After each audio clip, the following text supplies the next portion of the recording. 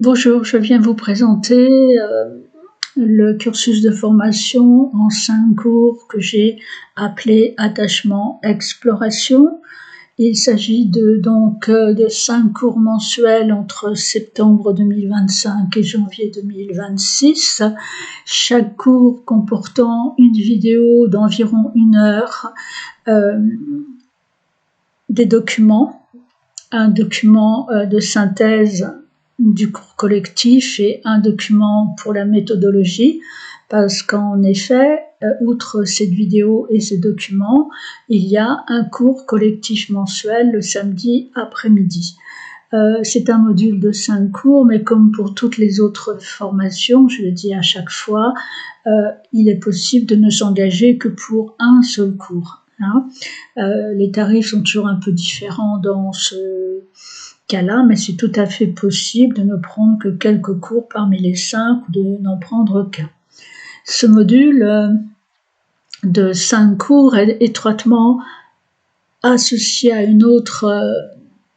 un autre module, une autre formation qui commencera elle en février 2026 et se perpétuera jusqu'à juin 2025. Je l'ai nommé Confiance, Trahison. En fait, c'est un peu la suite, même si, évidemment, on peut prendre l'un ou l'autre séparément.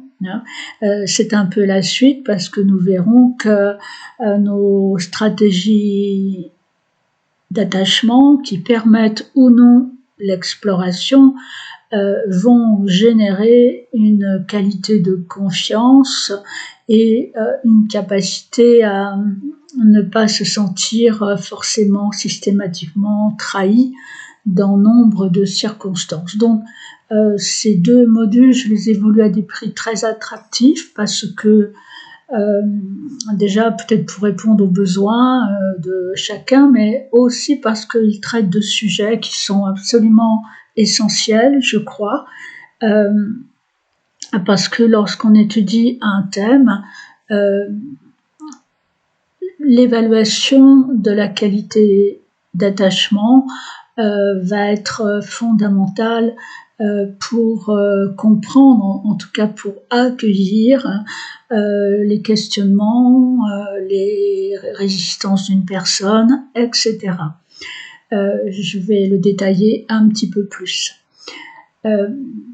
Alors, ce cursus, attachement, exploration, bien sûr, va convenir aux personnes qui souhaitent acquérir d'autres méthodologies de travail, d'autres connaissances astrologiques, mythologiques aussi, bien sûr. Il peut évidemment servir, comme toujours, une démarche plus intérieure, plus personnelle. Et dans certaines vidéos de ce site, j'évoque la posture thérapeutique qui me semble important dans les enseignements que je propose. Cette posture-là, elle est très précieuse lorsqu'on souhaite accompagner autrui avec le symbolisme astrologique.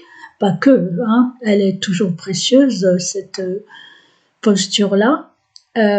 Et repérer nos stratégies d'attachement, nos blessures d'attachement,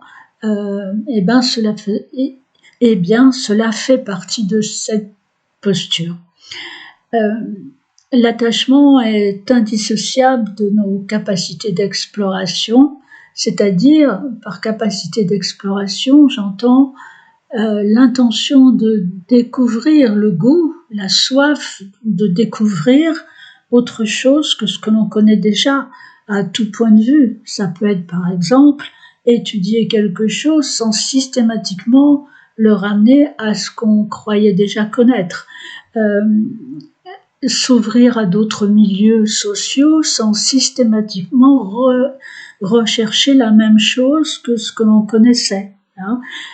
Élargir nos territoires de compréhension, parcourir d'autres espaces émotionnels, physiques, intellectuels, géographiques, spirituels.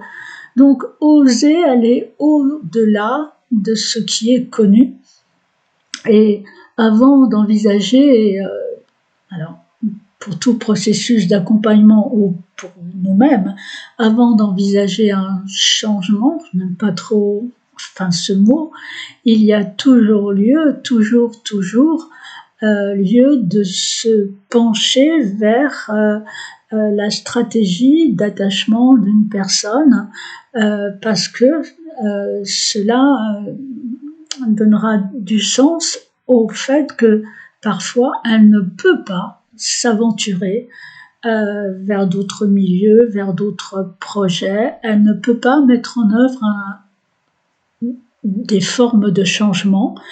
Donc les modalités d'attachement sont vraiment à la base de nos capacités d'exploration. Et ça me paraît donc très important dans l'étude d'un thème, bien sûr. Comme nous le rappelle entre autres Boris Cyrulnik, nos systèmes d'attachement se construisent durant les 1000 premiers jours.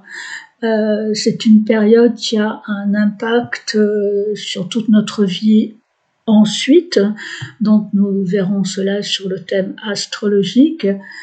Cette théorie de l'attachement a été initiée par le psychologue John Bowlby.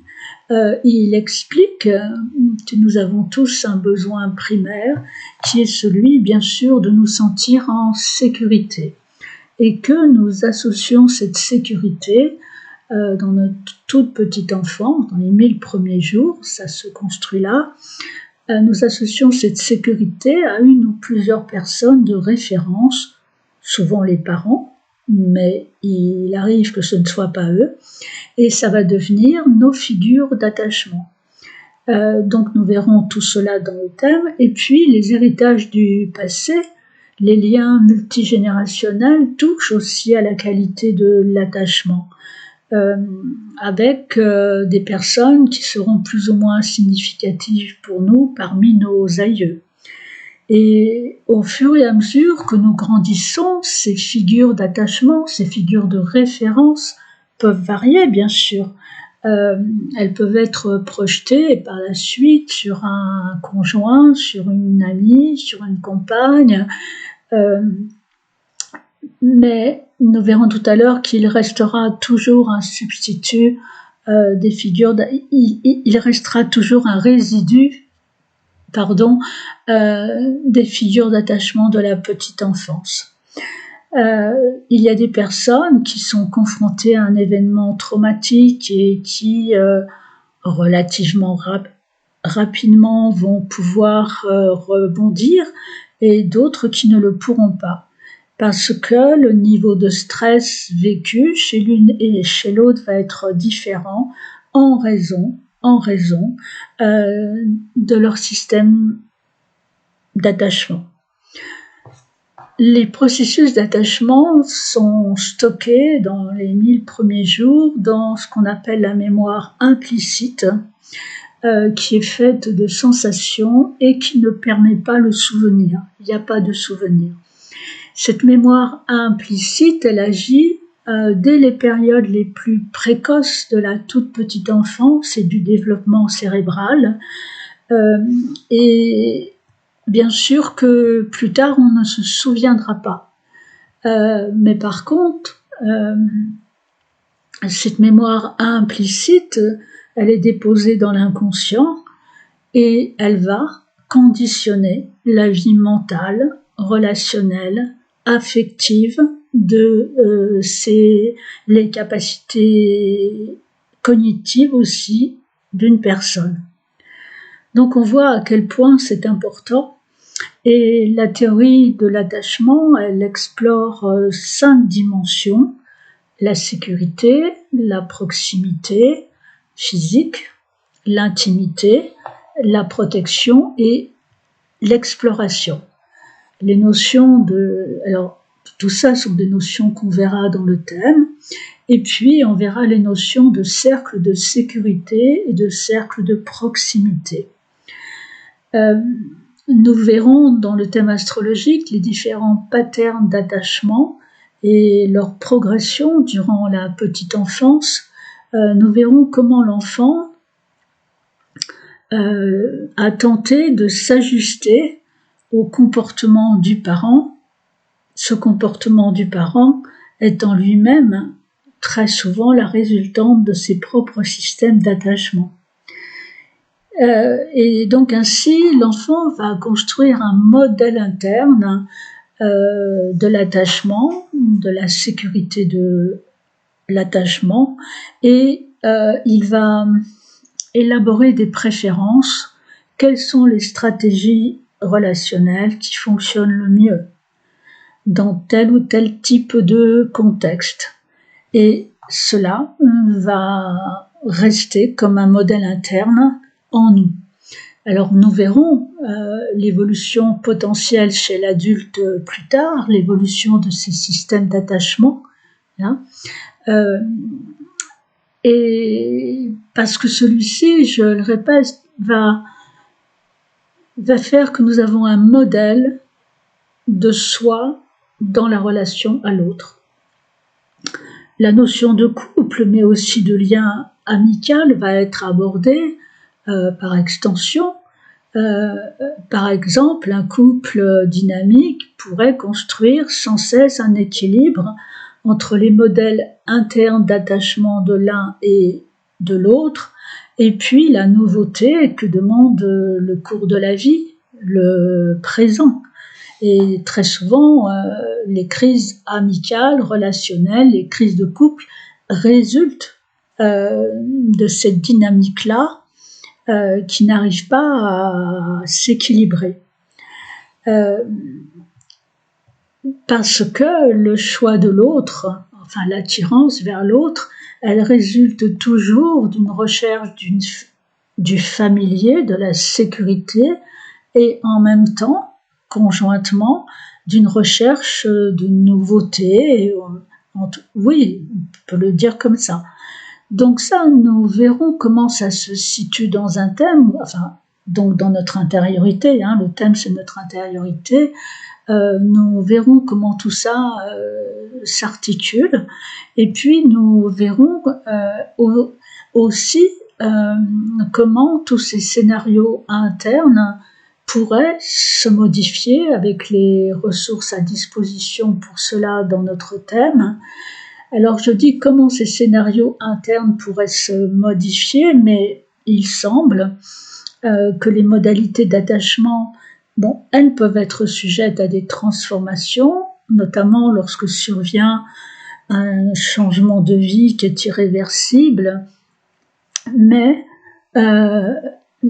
il reste, semble-t-il, j'ai déjà dit tout à l'heure, je crois, il subsistera toujours, semble-t-il, des résidus de notre petite enfance qui vont générer des automatismes.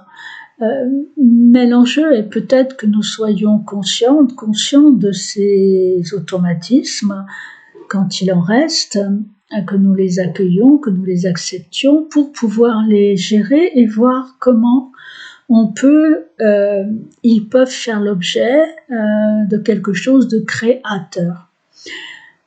Voilà la présentation de cette formation avec tout ce qui sera vu en théorie et en pratique. Je tiens beaucoup à la pratique.